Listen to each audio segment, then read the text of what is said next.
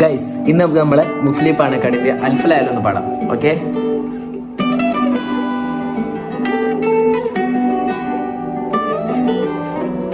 അൽഫുലയാലിലെ ജിന്നിന്റെ നാട്ടിൽ അനുരാഗ ബഹറിൻ മറുകര തേടി, കഥയിൽ കീനാവിൽ മുഹബത്തിൻ കടവിൽ ഓളങ്ങളെ തൊട്ട പൂന്തോണിയേറി, ദൂരങ്ങളറിയാതെ ചിറകിലായി നിറമാകുവാൻ റൂഹിൻ കിസയുമായി.